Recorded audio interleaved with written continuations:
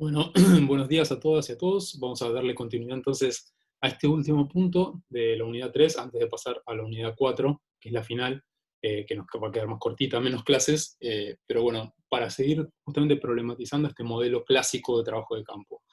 Vamos a trabajar en este caso con otro conjunto de autores españoles que están relacionados con el colectivo que trabajamos en la clase anterior, Elisenda Ardebol, Marta Bertrán, Blanca Calén y era Carmen Pérez, que digamos, empezaron a trabajar en la cuestión de cómo hacer etnografías en entornos virtualizados, ¿no? Y esto lo empezaron a hacer hace mucho tiempo, digamos, o sea, a inicios del 2000, cuando en realidad se empezaba, digamos, a vislumbrar que digamos, o sea, estaba en ciernes nuevas modalidades de construcción de vínculos sociales, que al principio habían sido muy estigmatizados, ¿no? Vínculos de baja intensidad, de baja calidad, digamos, etcétera. Digamos, pero hoy nadie puede dudar que justamente digamos, o sea, las plataformas virtuales están funcionando, digamos, o sea, como construcción de vínculos de identidad de una forma muy fuerte, a veces, digamos, o sea, tan fuerte que no llegamos ni siquiera a entender, digamos, cómo funciona. Entonces, lo interesante de trabajar este texto es justamente que estas investigadoras empiezan a hacer esto, digamos, con una de las primeras manifestaciones de esto, que eran las salas de chat. Esto, bueno, no sé si alguien tiene la misma edad que yo, se va a acordar que fue un fenómeno, digamos, o sea, muy disruptivo, digamos, en su momento, la cuestión de poder encontrarse, digamos, en forma relativamente anónima, digamos, o sea, y descorporalizada, ¿no? Esta idea de que, bueno, no había, digamos, una interacción cara a cara que estuviera mediando la construcción de vínculos y la construcción de identidades dentro de los colectivos sociales, y que, digamos, o sea, pasara a estar en el espacio virtual. Entonces la interrogante es, bueno, ¿cómo hacer? Digamos, ¿se puede etnografiar eso? ¿Se pueden hacer etnografías? Estas etnografías que habían, digamos, sido herederas de un modelo que estaba fuertemente descripto en la fisicalidad del investigador, de la investigadora, digamos, o sea, como transportándose a otro espacio, digamos, integrándose en otro mundo, digamos, o sea, conviviendo y sintiendo esas experiencias. Entonces, bueno, esto puede ser, digamos, o sea, etnografiable, puede, digamos, y la otra pregunta, las herramientas que tenemos, la observación participante, las entrevistas no directivas, ¿nos sirven igual? Hay que adaptarlas, hay que repensarlas, ¿qué es lo que tenemos que hacer con ellas?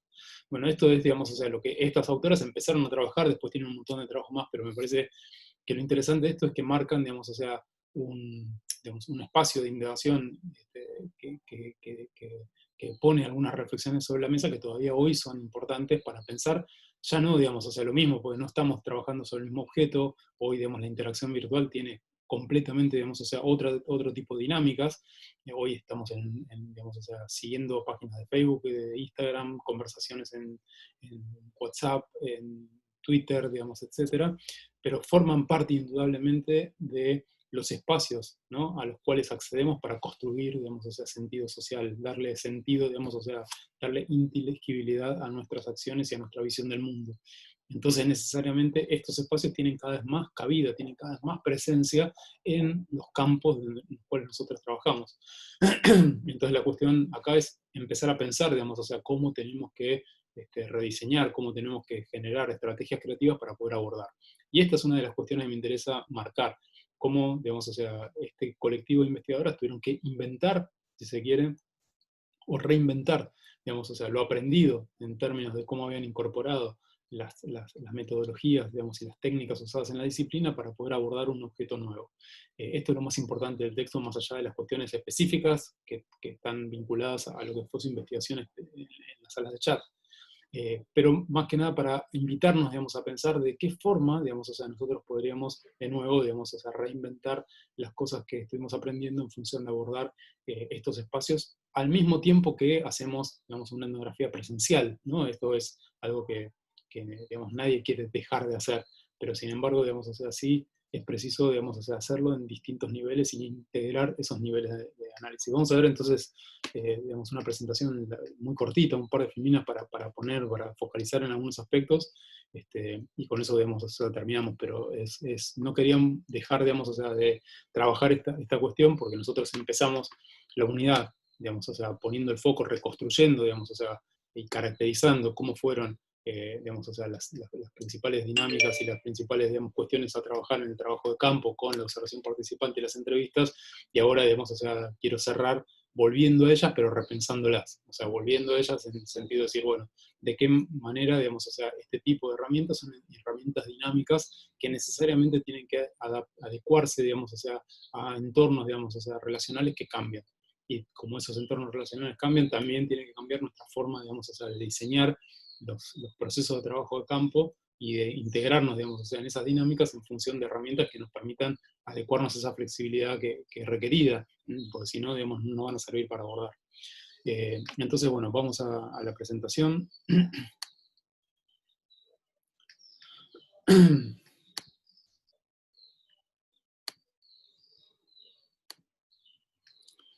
Entonces, vamos a correrme de aquí.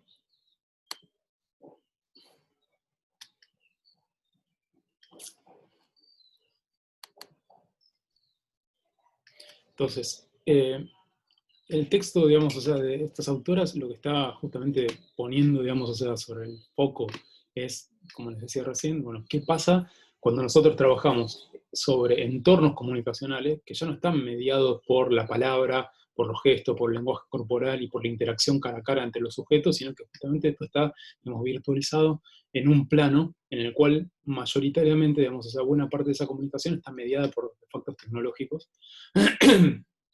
y que por lo tanto parecerían, digamos, o sea, como vaciar de sentido o dejar de, digamos, o sea, de volver relevantes una forma de abordaje de construcción de conocimiento que está basada justamente en la construcción de relaciones sociales interpersonales por parte del investigador en términos de este proceso de producción de conocimiento con otros, ¿no? Este proceso de construcción de conocimiento intersubjetivo. Entonces, bueno, ¿qué pasa, digamos, cuando esto aparece mediado virtualmente? Digamos, o sea, sigue siendo, digamos, importante.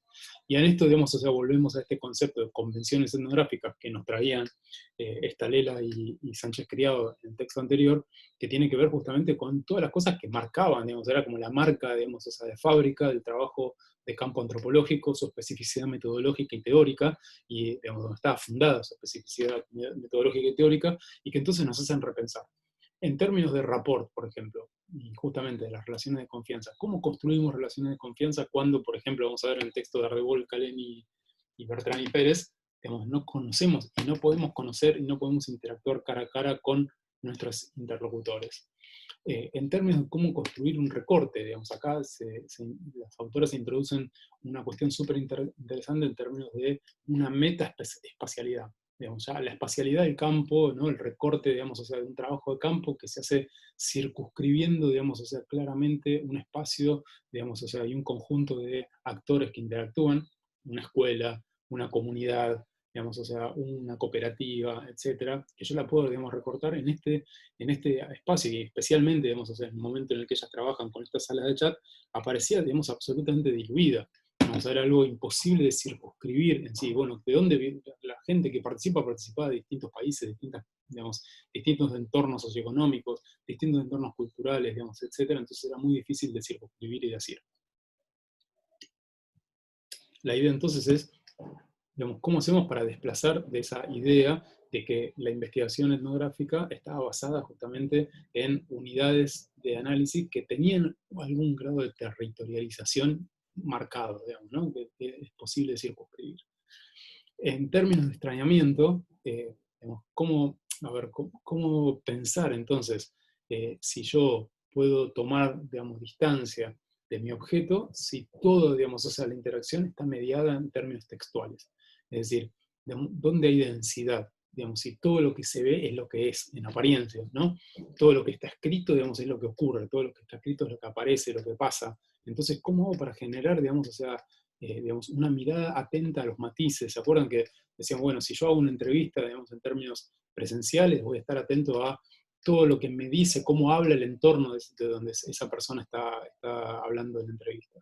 Y entonces no es solamente lo que la persona dice, sino que es todo el conjunto, digamos, o sea, de sus prácticas, de sus acciones, digamos, en un entorno, de su relación con los otros y con las cosas en el mundo, es también, digamos, algo que interviene, digamos, en la entrevista y que interviene en la forma en la que yo reconstruyo en términos interpretativos estos marcos de referencia, estos universos de sentido de mis interlocutores. Pero si yo carezco de ellos, porque mi interacción está mediada justamente por la textualización. Acuérdense que las salas de chat eran eso, ¿no? Uno entraba con un nick, con un apodo, donde en ese momento no había ni avatar ni nada, digamos, o sea, era solamente el apodo, y la comunicación era una comunicación solamente transcripta, digamos, o sea, lo único que se hacía era escribir texto, ¿no? Entonces, digamos, en forma lineal, uno abajo del otro, y eso iba pasando en scroll indefinidamente, indefinidamente, indefinidamente. Digamos. Entonces, la cuestión es, bueno, ¿cómo trabajar solo con esa dimensión, digamos, comunicacional? Acá, digamos, o sea, hay, digamos, al contrario de lo que pasa, digamos, o sea, con múltiples niveles comunicativos, metacomunicativos, con este rol indexical, ¿se acuerdan que habíamos visto en la entrevista con el texto de Pizarro? En términos de todos estos conjuntos de referencias que terminaban, digamos, o sea, de volver inteligible lo que la persona decía. Acá no, acá parece vaciada, acá parece solamente lo dicho, digamos. Entonces, ¿cómo hacer?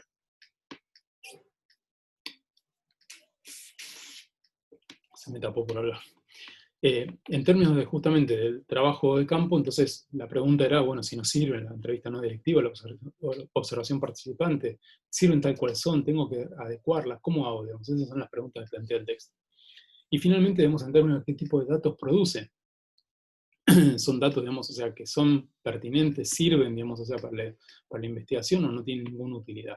Digamos, puedo, a partir de los datos que tengo ahí, reconstruir un universo de sentido, recuperar los marcos de interacción, digamos, poner justamente, digamos, o sea, en juego la perspectiva de nuestros interlocutores en contraste, digamos, o sea, y en continuidad con mis interpretaciones en el marco de una investigación etnográfica, o no puedo hacerlo.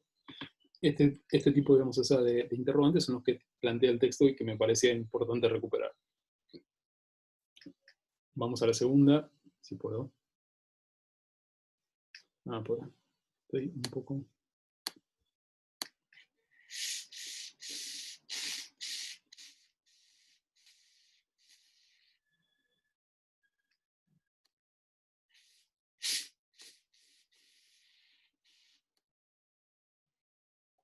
Ahora sí. Bueno, debe pasarlo. Pues esto me quedó sin cosas. Bueno, no importa. Entonces, vamos a ponerlo así.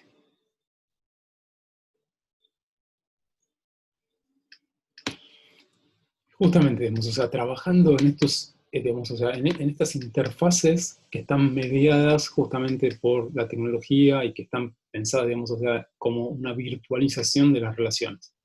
Lo que tenemos es que hay dos dimensiones que eran importantes en el trabajo de campo que aparecen justamente como desbordadas.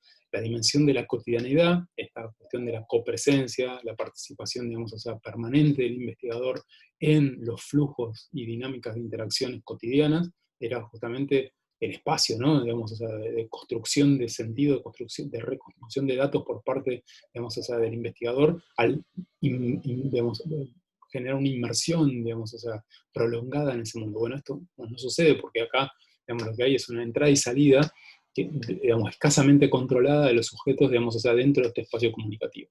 Y la otra cuestión es la cuestión de la espacialidad, que les acabo de decir antes, era posible recortar más o menos, digamos, o sea, un objeto, y acá, digamos, o sea, ese objeto es muy difícil de reconstruir en términos de una inscripción territorializada.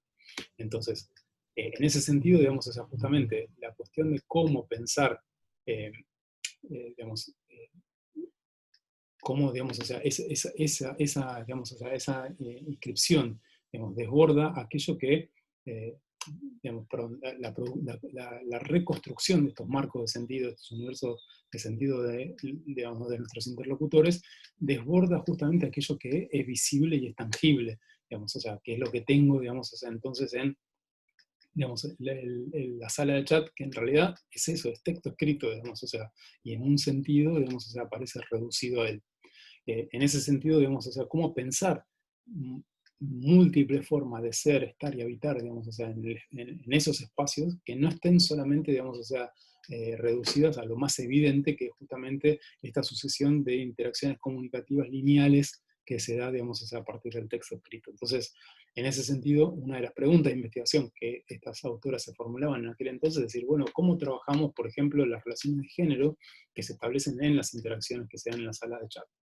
Y esto, digamos, o sea, se hacía sin, digamos, digamos, el beneficio de contar con un soporte evidente, digamos, o sea, un objeto tangible. Entonces, la cuestión es cómo trasciendo lo que aparece escrito en la pantalla, digamos, de nuevo, y a partir de eso, digamos, o sea, cómo puedo abordar, digamos, ese fenómeno desde las herramientas que aprendí, digamos, o sea, como investigador.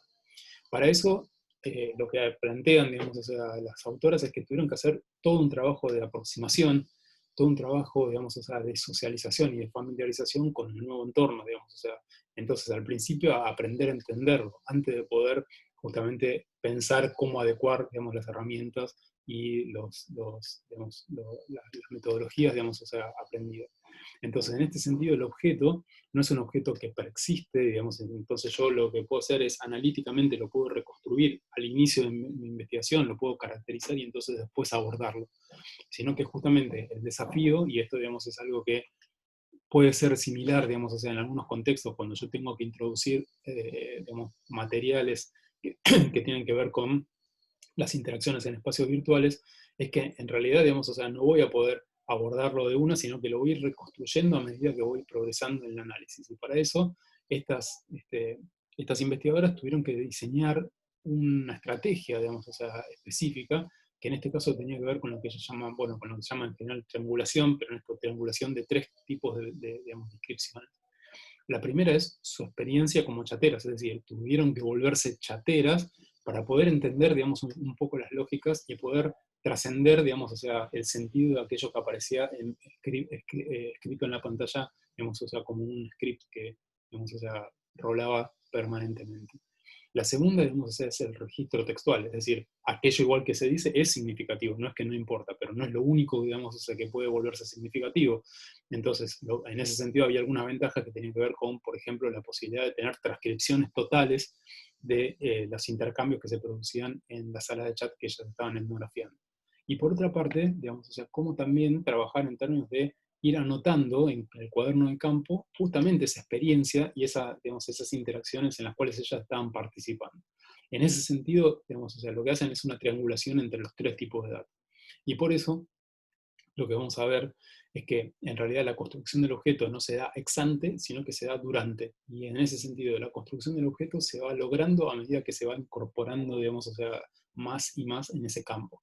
Esto, digamos, es algo que, digamos, no es tan diferente de lo que sucede en una investigación tradicional, porque el objeto se termina, digamos, o sea, de construir a medida que voy conociéndolo más, pero sí lo que puedo hacer en una investigación tradicional es tener algunos elementos que me permitan hacer ese recorte de una forma, digamos, un poco más eh, lograda en un inicio, ¿no? Digamos, o sea, bueno, estas son las interacciones, puedo pensar en una unidad de análisis, puedo pensar en una unidad de observación, puedo pensar en un conjunto de categorías, y en ese momento ellas no la tenían. Digamos, era muy nueva, digamos, esa experiencia, era muy nueva la experiencia para ellas, entonces tuvieron que hacer todo eso sobre la marcha, digamos, o sea, conocer, pensar, digamos, o sea, y analizar al mismo tiempo. Entonces, en ese sentido, más que una construcción ex ante del objeto, es una construcción del objeto durante la marcha, y por lo tanto, digamos, o sea, es una construcción teóricamente fundada a partir de los datos, a partir de su propia experiencia, que es situada y es contingente. Entonces, no es previa, digamos, o sea, sino que se hace durante, digamos, en la marcha. Me olvidé que tengo que ir pasando manualmente. Acá estamos. Entonces, los aportes más interesantes, digamos, o sea, del texto tienen que ver con cómo repiensan la observación participante. Eso, digamos, mucho más que la entrevista, digamos, a ver, pues la entrevista digamos, se revela como digamos, una estrategia, digamos, o sea, o la realización de entrevistas se integra en una estrategia que da menos resultados que la observación participante. Ahora vamos a ver por qué. Digamos, sin embargo, digamos, claro que se puede hacer. La cuestión es interesante pensar, digamos, o sea, cómo entre las dos cuestiones hay más pistas, digamos, y más reflexiones en términos metodológicos cuando trabajan la cuestión de la observación participante, a pesar de que el texto es menos larga, que digamos, lo que trabaja en el texto, que en realidad es más o menos, bueno, ver cómo, qué sé yo, digamos, o sea, cómo analizar, digamos, o sea, realmente y sopesar qué tipo, digamos, o sea, de información le generó uno y otro.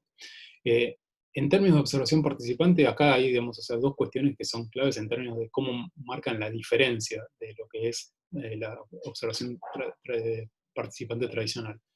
La primera es justamente la cuestión del extrañamiento, cómo está colocada no solamente, digamos, o sea, en términos de la relación con ese mundo social al cual me quiero, digamos, o sea, vincular, o mejor dicho, digamos, parte del extrañamiento en relación a ese mundo social con el que me quiero vincular, tenía que ver justamente con la mediación tecnológica. Era en aquel entonces, digamos, o sea, digamos, no estaban tan integradas en nuestras rutinas cotidianas estos sistemas de mediación como estamos haciendo ahora. Por ejemplo, teniendo una clase por Zoom era algo que a nadie se le podía ocurrir en la vida, que uno podía dar una clase y que una clase, digamos, o sea, que resultara medianamente significativa para quienes estaban involucrados en esa relación. Y entonces, lo primero, digamos, es el extrañamiento respecto de ese entorno sociotécnico. Sociotécnico en términos de que nunca, y esto es algo, digamos, que aparece muchas veces en el texto y hacemos una definición muy breve, digamos, sociotécnico implica que no se piensan, digamos, o sea, las tecnologías escindidas justamente de la sociedad, y que vemos que la interacción es mutua, digamos, no solamente que la sociedad, digamos, construye determinadas tecnologías con fines, etcétera, sino que además esas tecnologías que son construidas por la sociedad tienen agencia, generan, digamos, o sea, límites y posibilidades a la interacción humana.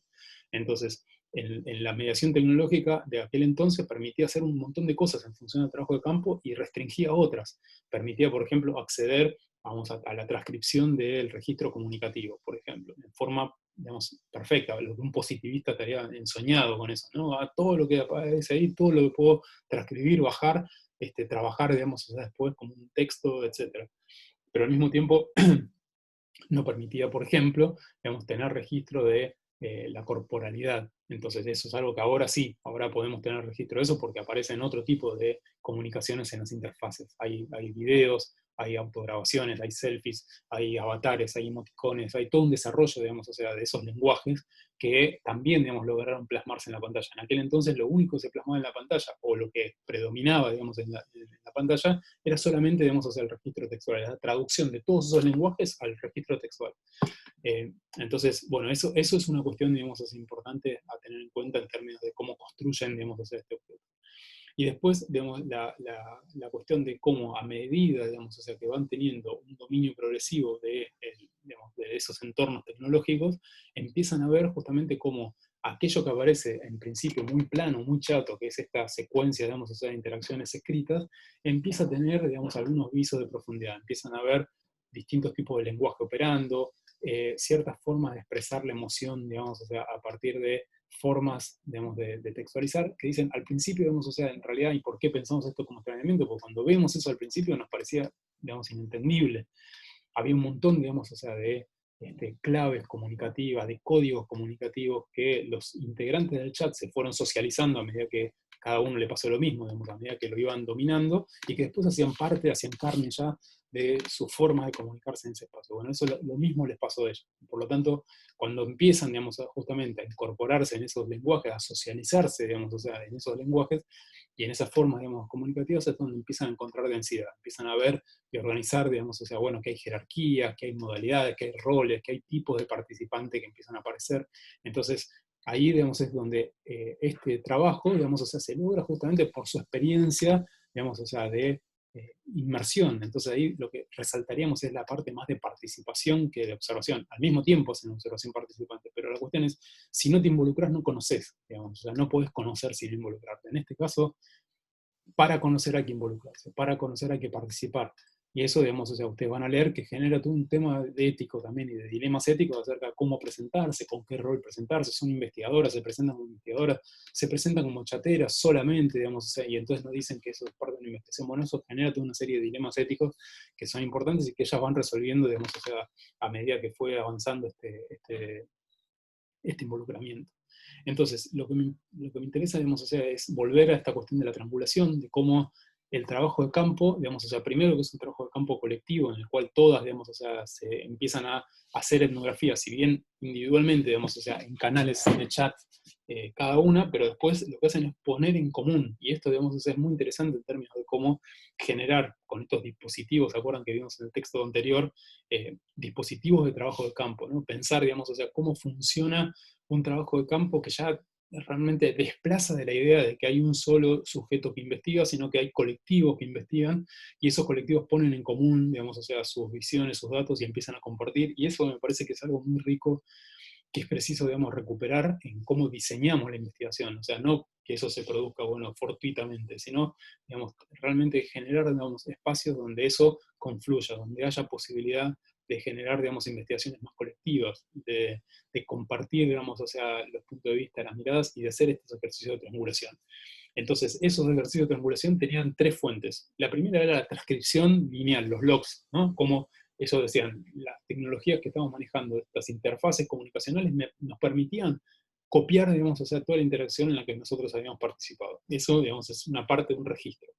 Pero necesariamente, digamos, o sea, las formas, digamos, o sea, de construir sentido sobre lo que allí ocurría no podían ser reveladas solo de la transcripción lineal del texto, sino que necesitaban, digamos, o sea, incorporar otro tipo de cosas, y eso sí se los daba la formación y el entrenamiento y la disposición analítica del trabajo de campo sobre ese espacio. Y eso estaba puesto en otros dos tipos de registros. Primero, era el del cuaderno de campo, es decir, de la misma forma que mientras pasan las cosas yo voy haciendo anotaciones en mi cuaderno de campo, mientras voy interactuando, digamos, o sea, en la sala de chat, voy haciendo anotaciones respecto justamente a lo que está pasando ahí, y anotando, digamos, o sea, como si fuera justamente eso, un registro de campo, pero en este caso de mi interacción en ese espacio. Esto lo mismo lo podemos pensar cuando nosotros hacemos, bueno, si por ejemplo muchas de las interacciones que vamos a etnografiar suceden en páginas de Facebook, bueno, yo, digamos, o sea, anoto, digamos, o sea, el momento en el que empiezo, o sea, me dedico, por ejemplo, no sé, una vez por semana, o una vez, digamos, o dos veces por semana, lo que voy a hacer es, durante 1 o 2 horas, voy a hacer un trabajo de navegación sobre las páginas de Facebook de los grupos con los que estoy vinculada, entonces voy a ver cuestiones que tienen que ver con los posts, voy a ver cuestiones que tienen que ver con los intercambios que se producen en los comentarios, voy a ver cuestiones que tienen que ver con qué noticias se resaltan, qué se replica, qué no, digamos, etc. Entonces todo eso también genera, digamos, un montón de información que yo voy transcribiendo en mi trabajo de campo, en mi cuaderno de campo. Y después señalan ellos es justamente la memoria de la experiencia etnográfica. Esto dicen, digamos, para cualquier chatero, y eso es algo que se van, digamos, dando cuenta, no solamente, digamos, o sea, la construcción de sentido pasa por lo escrito, digamos, sino que también pasa por la memoria de cómo interactuar en los chats, y eso es algo que es acumulativo, que se va haciendo en forma progresiva. Entonces, lo mismo le sucede a ellos en términos de este proceso de volverse chateras para poder interactuar en ese campo y para generar conocimiento sobre. Entonces, lo que es interesante de esto es que combinan dos instancias, digamos, de observación. La observación directa, que es la que, digamos, hacen en forma personal cuando están haciendo, digamos, o sea, el trabajo de etnografiar lo que pasa en el canal, pero después, digamos, o sea, algo que llaman observación diferida, y en este caso, digamos, o sea, que es poner en común esos registros de observación y esa experiencia, ¿no? Esa memoria de la experiencia personal, digamos, o sea, ponerla en común entre los investigadores que están participando.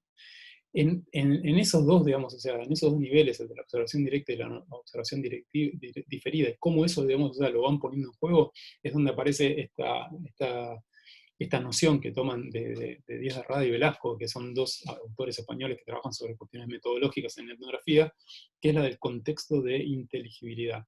Y esto, digamos, o sea, es interesante, digamos, en realidad es ponerle nombre a esto que veníamos hablando. El desafío justamente es pensar que no hay entonces una distancia entre el comportamiento del registro, digamos, o sea, es como, por eso les decía, es como la panacea del positivista, ¿no? De la visión naturalista de lo que sucede, es, bueno, todo lo que, digamos, o sea, lo que acontece es lo que es. Toda la comunicación, como la puedo transcribir y la tengo cristalizada, digamos, o sea, en ese intercambio, es lo que sucede, es lo que es, eso es lo que lo define. Y lo que están diciendo en realidad es, no, bueno, hay que trascender, digamos, o sea, eso, porque no es lo único que está en juego. No es lo único que aparece, digamos, o sea, como construyendo sentido en estas interacciones. Hay algo más. Y eso lo tienen a partir de su propia experiencia, involucrándose como chateras, porque si no, solamente si yo hubiera tenido la transcripción de 5.000 intercambios, digamos, o sea, bajados en un texto en papel, y te digo, tomá y analizalos, no voy a tener, digamos, o sea, justamente esos insights analíticos que son derivados de la inmersión personal en ese espacio. Entonces, el trabajo de campo, digamos, o sea, se modifica un montón, pero al mismo tiempo también tiene algunas continuidades que tienen que ver con esta experiencia, ¿no? Digamos, el aprendizaje mediado por la experiencia. Entonces, digamos, el desafío es trascender esa idea del comportamiento del registro como si fueran, digamos, o sea, como si estuvieran cerrados y circunscritos a ese conjunto de interacciones dialógicas textualizadas. Entonces, la idea del contexto de inteligibilidad es justamente esta, es, digamos, cómo construimos, digamos, o sea, cómo reconstruimos estos marcos de sentido, cómo reconstruimos, digamos, o sea, estos universos de sentido que dotan, digamos, de inteligibilidad a las interacciones para digamos, los sujetos que están interactuando. Eso, digamos, es el contexto de inteligibilidad. Es lo mismo que venimos trabajando con el Uber, digamos, o sea, dicho así en grandes pinceladas. Y la cuestión es cómo reconstruir esos contextos, cómo reconstruir justamente esos contextos donde la acción de los sujetos cobra sentido en forma, digamos, o sea, plena, en forma integral. ahí hay dos, digamos, en relación a esto, hay dos extractos, digamos, o sea, del texto que yo les copié ahí que me interesa remarcar. Uno dice, bueno, sin embargo, la conexión entre las líneas de texto de la pantalla y el sentido de la interacción por los participantes no se encuentra en el texto, sino en los implícitos que los participantes asumen sobre el significado de sus acciones y en la memoria que guardan de las anteriores interacciones en el chat. Entonces, si bien parecería, digamos, o sea, que todo se resuelve a nivel del intercambio ideológico, hay otros sentidos metacomunicativos que están jugando, digamos, o sea, en cómo, digamos, interactuamos en un canal virtualizado. Y después, en forma, digamos, similar, el observador participante que siga el canal de chat infiere conocimiento de las relaciones entretejidas, los vínculos afectivos, las jerarquías establecidas y las dinámicas colectivas que se dan en ese espacio. Entonces, fíjense cómo en realidad, digamos, lo que sucede, lo que define, digamos, lo que vuelve inteligible el sentido, digamos, o sea, de estas interacciones no está puesto solo en el texto. Claro que el texto es una parte importantísima, pero también lo trasciende. Y entonces la cuestión es cómo reconstruimos eso. Bueno, eso es lo mismo que hay que hacer si nosotros trabajamos con registros que tengan que ver con las fábricas, las páginas de Facebook, las páginas de Instagram o lo que sea. No, no podemos solo quedarnos con lo que está, solo quedarnos con el nivel, digamos, o sea, de lo que aparece. Lo que aparece es importantísimo, pero tenemos que hacer esta tarea de reconstrucción de estos marcos de sentido, de estos contextos de inteligibilidad, donde esa manifestación puntual se vuelve, digamos, o sea, significativa en sentido profundo. Y esto lleva tiempo. O sea, reconstruir estos marcos. Por eso yo no puedo solamente recortar algo que vi en la página de tal colectivo y entonces a partir de ahí hacer una interpretación. Sino que justamente, digamos, o sea, lo que tengo que trabajar es en cómo estos, digamos, o sea, estas afirmaciones, estos testimonios que aparecen voluntariamente, digamos, o sea, plasmados en el sentido de generar sentido y generar comunicación, lo hacen, digamos, o sea, pero siempre, digamos, en el marco de contextos metacomunicacionales más amplios. Y acá lo que vimos para el rol indexical de la entrevista cobra sentido, digamos, o sea, en términos de generar una observación participante de este espacio. Entonces, digamos, en ese sentido hay que repensar las herramientas que trabajamos, ver cómo readecuarlas. No hay, digamos, o sea, obviamente una receta, estos son lineamientos generales, pero son importantes para tener en cuenta. Toda esta riqueza, digamos, o sea, en relación a la observación participante, van a ver que en relación a la entrevista, si bien el texto que escriben sobre la entrevista es largo, está siempre puesto, digamos, en términos de que en realidad no es tan sugerente, digamos, o sea, lo que pueden sacar en términos de generar una entrevista escrita. Esto hoy, digamos, también pierde un poco de sentido para nosotros porque ya a nadie se le ocurriría hacer una entrevista en un medio virtualizado donde no haya interacción. Digamos, o sea, para hacer una entrevista hacemos por Facebook, y entonces en ese sentido podemos trabajar con el mismo tipo de nivel de análisis que veníamos trabajando con la entrevista no directiva tradicional.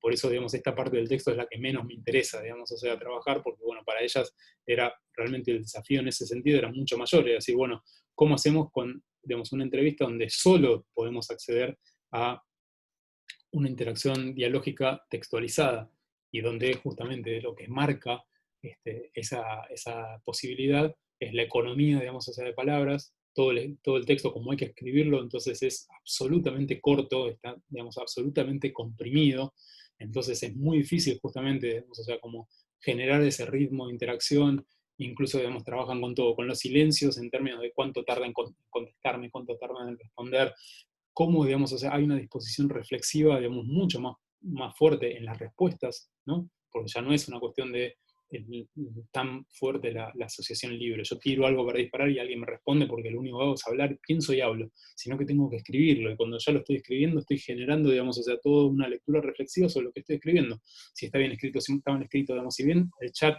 era muy rápido y había mucho error de tipeo y cosas así que no importaban, igual, digamos, o sea, uno piensa 30 veces más lo que pone, porque justamente eso queda inscripto materialmente, digamos, o sea, en un texto, y entonces en ese sentido hay más espacio para esta cuestión reflexiva, que es justamente lo que no nos interesa tanto, digamos, o sea, desde el punto de vista de la relación entre asociación libre y atención flotante, que era lo que daba, digamos, sentido a la entrevista. Por eso, digamos, o sea, no me importa tanto esta cuestión, digamos, en el texto, porque ya hoy nadie haría, digamos, o sea, ninguno de nosotros haría una entrevista solamente, digamos, o sea, por un chat, sino que justamente haríamos una entrevista digamos, con algún tipo de interacción sincrónica. Entonces, eso, digamos, sincrónica corporalizada.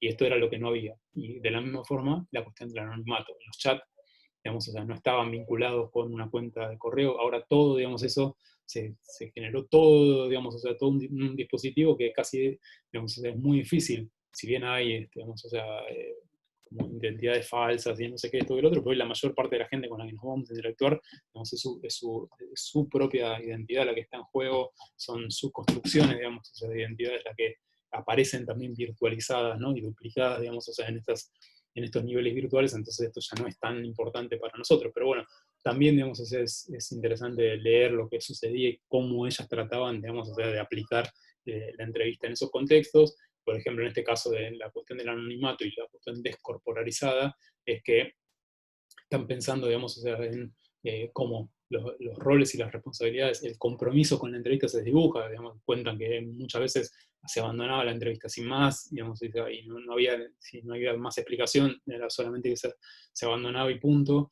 y eso es algo que se puede hacer, y cuando estás presente es mucho más difícil, pero decían también hay en cierto nivel menos inhibición, por lo tanto, digamos, en algunos casos aparecían, digamos, o sea, como afirmaciones más fuertes, porque no se me ve y soy anónimo, entonces puedo jugar, digamos, o sea, con este tipo digamos, de un registro más sincero, digamos, al responder cosas que son, digamos, capaz temas más complicados, como en las relaciones de género, la cuestión de los abusos, digamos, o sea, en términos de la palabra, el bullying, o todo ese tipo de cosas que podían aparecer, o la cuestión siempre de la sexualización del intercambio, cómo se producía, digamos, o sea, rápidamente, en el caso de que ellas cuentan, ¿no? Si entrábamos con un nick que no era de, digamos, que no daba indicadores de ser femenino, digamos, entonces tardaban más en respondernos, digamos, era más vago, etc. Pero si entramos con un nick que era específicamente femenino, teníamos un montón de propuestas, digamos, o sea, de varones todo el tiempo.